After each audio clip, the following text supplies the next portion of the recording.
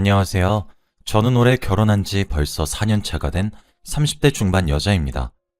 아직 저와 남편에겐 아이는 없어요. 그래서 그런 건지 제가 얼마 전 남편과 이혼을 결심할 정도의 기가 막힌 일을 겪게 되었어요. 지금부터 그 이야기를 하고 싶어서 이렇게 글을 쓰게 되었습니다. 남편과 저는 부모님들의 소개로 만났어요. 사실 남편과 저는 어렸던 시절부터 종종 봐왔던 사이였거든요. 부모님들끼리 아시는 사이라서요. 그래서 그때까지만 해도 이렇게 결혼까지 하게 될 줄은 몰랐었죠. 그런데 어른들의 눈에도 저희가 잘 맞을 것 같다 생각을 하게 된 것인지 저희를 서로에게 소개시켜 주었고 그 기대에 저희도 부응하게 되었습니다. 때론 친구처럼 때론 연인처럼 그렇게 인연을 알콩달콩 연애하게 되었고 결혼까지 하게 되었어요. 남편에게는 늦둥이 여동생이 하나 있습니다. 띠동갑이 넘는 나이 차이가 나요. 그래서 시댁에서 오냐오냐 키운 경향이 매우 큽니다. 사실 연애라던 시절부터 남편의 여동생이 정말 거슬렸던 적이 많았어요. 한두 번이 아니라 진짜 언급될 때마다 거슬리게 말을 하더라고요. 시부모님 둘 다 이른 나이에 남편을 낳았었고 남편의 여동생을 늦은 나이에 낳으신 거죠. 뭐가 그리 가슴이 아려우시고 아프신 건지 모르겠지만 싸고 도는 정도가 아니었어요. 그런데 뭐 제가 그 집 딸도 아니고 제 여동생도 아니니 솔직히 제게 피해만 없다면 상관은 없다고 아주 안일하게 생각을 했었어요. 제가 남편과 결혼 얘기가 본격적으로 오가게 되면서 남편의 여동생을 몇 번 밖에서 만난 적이 많습니다.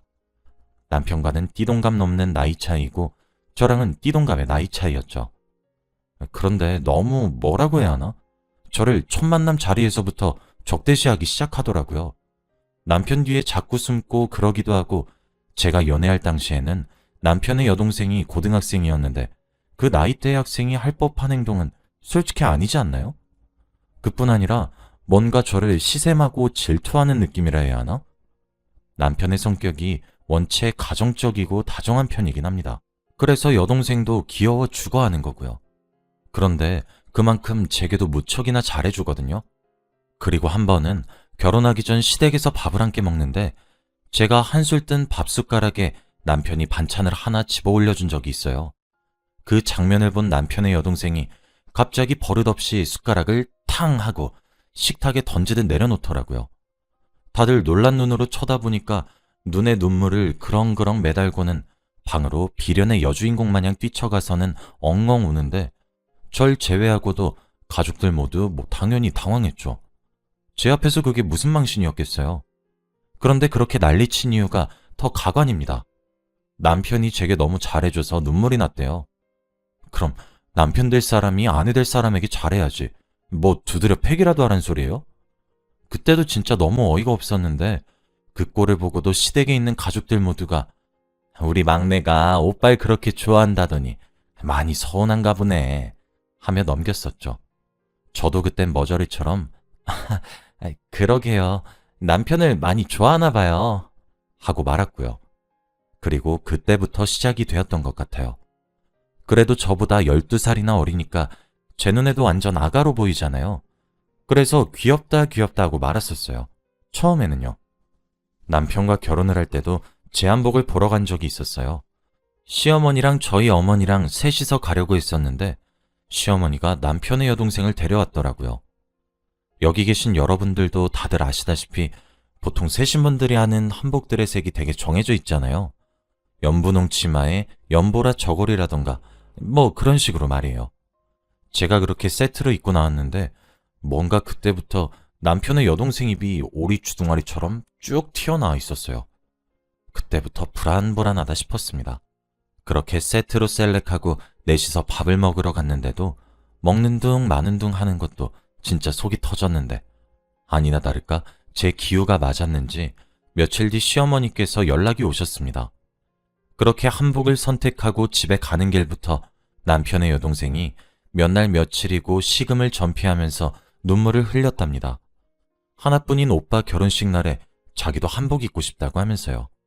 그래서 시어머니가 입으라고 당연히 네가 동생인데 입어야 하지 않겠냐고 살살 달랬는데 제가 고른 새 신부 한복이 아니면 안 된다고 했답니다. 처음엔 당연히 시어머니도 시아버지도 안 된다고 남편의 여동생을 설득했다고 했어요. 그날은 너의 오빠와 너의 새언니가 될 사람이 주인공이다.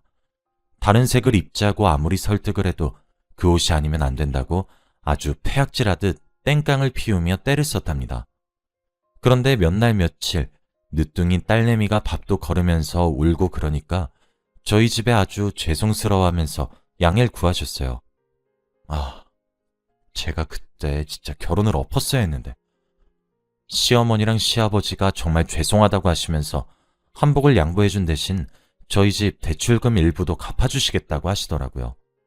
저희 친정에서도 좋은 게 좋은 거라고 결혼 전에 분란 만들어서 좋을 것 하나 없다고 공짜로 뺏어가는 것도 아니고 시댁에서도 미안하다고 충분히 표현하는 것 같다고 하면서 저를 달랬고 그렇게 양보했습니다.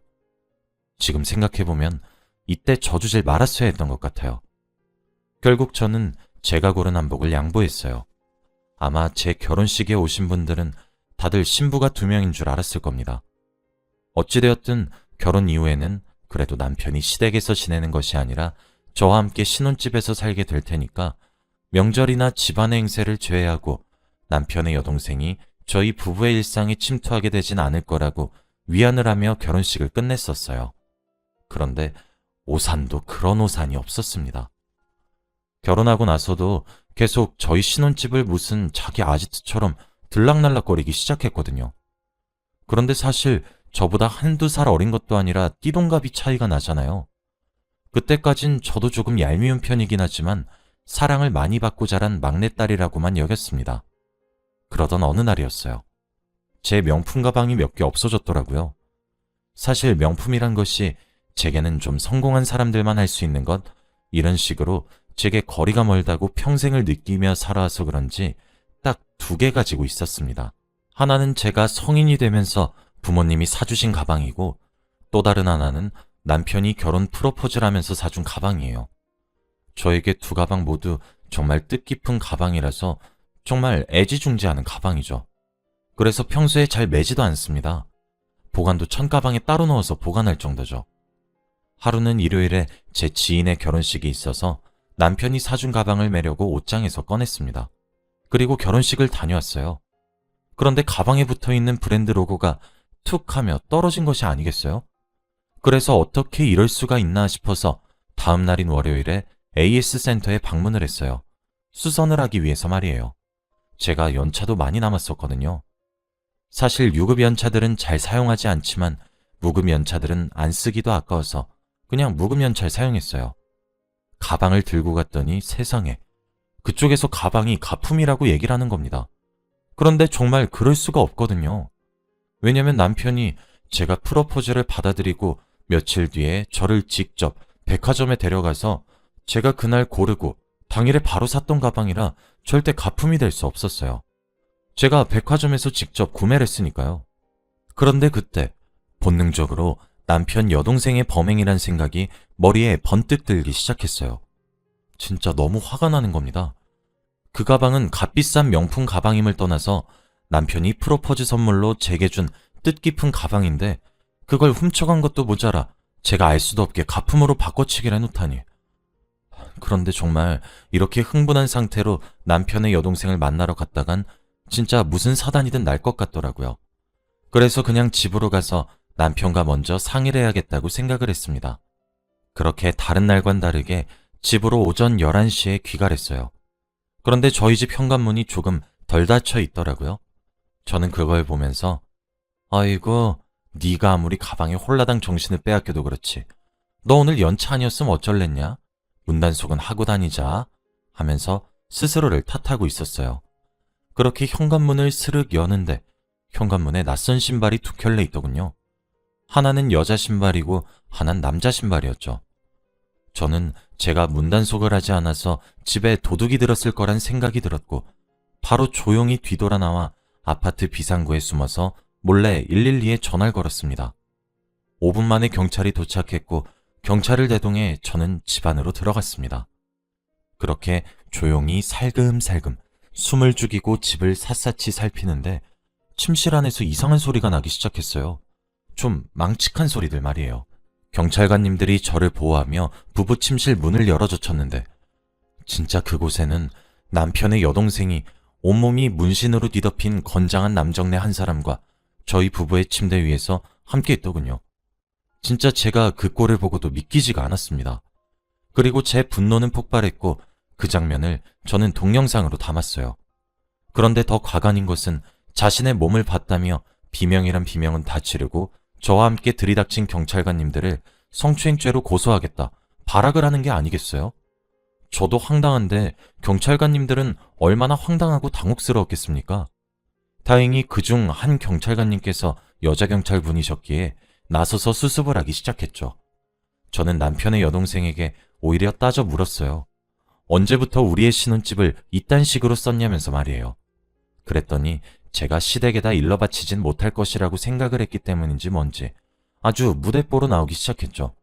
큰 소리를 탕탕 치면서 말이에요. 저는 일단 두 사람을 무단 침입으로 경찰에 신고를 넣었습니다. 제가 그렇게까지 할 줄 몰랐던 건지 두 눈을 동그랗게 뜨더군요. 경찰관님들도 헛웃음을 치시며 두 사람을 경찰서로 데려갔어요. 당연히 시댁과 남편에게 경찰 측에서 전화가 갔습니다. 남편은 회사에서 일을 하다 말고 부랴부랴 경찰로 달려왔더라고요. 경찰에 실려온 남편의 여동생이 웬 불량배 같은 남자와 함께 잡혀왔다는 거에서 시댁 어른들과 남편이 1차로 놀랐고 신고한 사람이 저런 사실에 2차로 놀랐죠. 남편의 여동생은 그제서야 제 눈치를 살살 보고 있었습니다. 근데 사실 저도 남편의 여동생이 저한테 미안하다고 싹싹 빌었으면 당연히 신고는 취소했을 것이고 저희 두 사람 사이의 일로 넘어갔을지도 몰라요. 그런데 저뿐 아니라 다른 경찰관님들도 목격한 상태에서 자기 때문에 경찰서에 찾아온 가족들에게 제가 누명을 씌웠다고 울음을 터뜨리며 세상이 떠나가라 통곡을 하는 겁니다. 진짜 어이가 없었죠. 일단은 시부모님이 사인을 해서 남편의 여동생을 데려가기로 했어요. 제가 신고한 것은 취소하지 않겠다고 했거든요. 그렇게 남편의 여동생을 데리고 나와서 시댁에 가서 함께 이야기를 하게 되었습니다.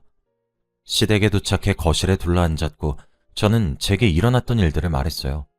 시댁 어른들은 처음에 제게 쌍심지를 키면서 거짓말하지 말라고 아주 역정을 내셨어요. 심지어 남편까지도요. 대체 자기 동생한테 왜 이렇게까지 하냐입니다. 진짜 미친놈이 아닌가 싶었죠. 제가 그래서 아까 현장을 덮칠 때 찍었던 1분 정도가량의 동영상을 재생하기로 마음을 먹게 되었어요.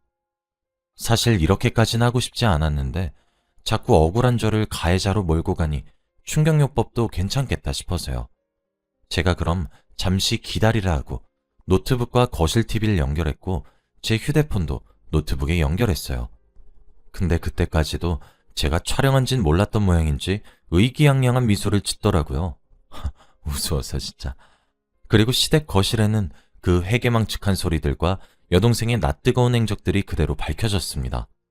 바로 그때 남편의 여동생이 제게 돌진해왔고 제 뺨을 때렸습니다. 근데 저도 저보다 새파랗게 어린 년이 제게 뺨을 때렸고 제 고개가 왼쪽으로 돌아가고 나니까 순식간에 이성을 잃게 되더라고요. 사실 제가 옛날에 복싱을 취미 삼아 배운 적이 있었거든요. 취미로 삼았던 거라 선수급은 아니지만요. 저도 바로 남편의 여동생 얼굴에 주먹부터 내리쳤습니다. 그때가 결혼한 지 1년이 거의 다 되어가던 때였는데 저도 많이 참았다 싶더라고요. 시어머니는 바닥에 주저앉으시지 시아버지는 그런 시어머니 부축하면서 소리를 지르지 남편은 흥분한 저를 말리려고 애쓰고 있지. 진짜 개판이었죠. 그런데 저도 어찌나 화가 나던지 온몸에서 무슨 초인적인 힘이 나와서 말리는 남편의 손길도 뿌려치고 남편의 여동생에게 주먹질을 했습니다. 남편이 제게 왜 이러는 거냐고 화를 내면서 중간에 끼어든 몇 초간의 시간이 있었는데 바로 그때 남편의 여동생이 자신의 방문으로 뛰어들어가 문을 잠그더라고요. 솔직히 저도 한 대 맞아서 제정신을 유지하진 못했던 것 같기도 합니다. 저는 남편을 쏘아보면서 화를 냈어요. 지금 네 동생이 내 뺨을 쳤어. 알아? 오냐오냐 해도 정도가 있지. 내 눈앞에서 비켜. 안 그럼 너도 가만 안 둬? 라고 하면서요. 저는 그렇게 남편을 치우고 난 뒤 시댁의 서랍을 뒤져 망치를 찾아냈고 그걸 그대로 들어서 방문 앞에 갔습니다. 문을 열라고 3번 말했더니 돌아오는 답변이 너라면 열겠냐? 내가 미쳤냐고! 라고 하더라고요. 저라도 안 열겠죠. 어찌되었든 그렇게 제 이성을 또 갉아먹는 남편의 여동생이 참 어떻게 생각하면 대단하다 느꼈어요. 좀 망설임 없이 망치로 손잡이를 부수기 시작했습니다. 시댁에선 이제 저를 말릴 엄두도 내지 못하시는 듯 했죠. 결국 망치의 힘을 이기지 못한 손잡이가 부서졌고 방문을 여니 남편의 여동생이 주저앉아 있더라고요. 그리고 그때 제 눈에 들어왔습니다. 책상 의자에 고이 걸린 제가 가품인 가방과 바꿔치기 당한 제 진짜 가방을 말이에요. 그 이후부터는 매타작 이어졌죠. 30분 정도 지나니 저도 집을 나갔던 이성이 돌아오게 되더라고요. 그리고 남편의 여동생 꼬라지도 말이 아니게 되고요. 저는 남편에게 이혼하자고 했습니다. 네 금쪽 같은 여동생용 깽값 필요하면 청구해. 그게 얼마 되었든 그냥 줄게. 근데 우린 이혼하자. 진짜 두 번 다시 너랑 엮이고 싶지도 않아. 알았어? 저렇게 싸가지 반말아 처잡수신 네 여동생년이나 저렇게 잘못 자라고 있는 딸년 하나 간수 못하는 이 집 구석이나 나한텐 둘 다 똑같아. 진짜 지긋지긋해. 너도 영상 보여주기 전까진 내 이야기 안 믿었겠지. 그러니까 그냥 우리 이혼하자. 그 이후로는 저도 친정에다가 모든 것을 말했고 집안 싸움으로까지 번지게 되었습니다. 저희 어머니가 그러셨어요. 내가 진짜 새 신부 안 보기 예뻐서 그날리 저 피울 때 알아봤다. 아휴, 라고 말이에요. 저는 폭행죄로 고소당해도 솔직히 분풀이는 원 없이 다 한 것 같아서 괜찮다고 생각을 했는데 시댁 측에선 그러지 않는 듯 했어요. 남편도 저희 친정에다가 싹싹 빌기도 했고 말이에요. 이혼하자는 제 요구에 미안하다며 눈물을 흘리더라고요. 제가 그렇게 떠나고 난 뒤에 시댁의 분위기도 좀 개판이었나 보더라고요. 아버님은 그제서야 화가 머리끝까지 나게 되어서 제가 나가고 난 뒤에도 정말 눈물 쏙 빠져라 혼을 내셨겠죠. 어쨌든 시어머니랑 시아버지가 저희 집에다가 정식으로 찾아오셔서 딸년 교육 잘못시켰다고 시인을 하셨고 제게도 재발 방지를 약속해 주셨습니다. 남편도 제게 정말 미안하다고 하면서 동생과 잘 지내란 소린 두 번 다시 하지 않겠다고 그동안 몰라줘서 미안했다며 진심으로 사과했죠. 이혼이 애들 장난도 아니고 그렇게 결국 저는 사과를 받아들이게 되었습니다.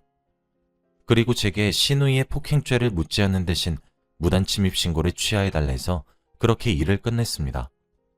그날 사건 이후로 남편의 여동생은 기가 팍 죽었어요. 아마 가족들 아무도 제 편을 들어주지 않은 것이 그때가 처음이었겠죠. 그리고 외면을 받은 것까지 말이죠.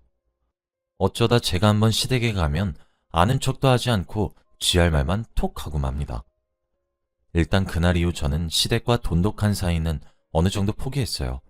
아주 자석 같은 단합력과 단결력을 자랑하더니 풍비박산이 난 이후로 시부모님 댁에서도 남편의 여동생을 별로 안 아끼는 것이 눈에 보이네요. 사실 남편과 무척이나 잘 지내고 있지만 얼마나 갈진 잘 모르겠어요. 시누이와의 문제도 남아있고 아직 정신을 덜 차린 것 같아서 말이에요. 남편과 이혼 직전까지 가게 된 사연이긴 하지만 그래도 한켠으로는 또 다른 것을 깨닫게 해준 일이었던 것 같아요. 그리고 여담으로 그 남편의 여동생이 가져갔던 제 물건들이 사실 가방이 가장 커서 그것만 말했지만 한두 개가 아니더라고요. 결국 제가 가지고 있었던 것도 몰랐던 것까지 모두 돌려주며 제게 사과도 했어요. 아직까지도 신랑에게 확신이 옛날만큼은 서지 않아 아직 두고 보고 있는 중입니다. 여기까지가 제 긴 이야기였습니다. 들어주셔서 감사합니다.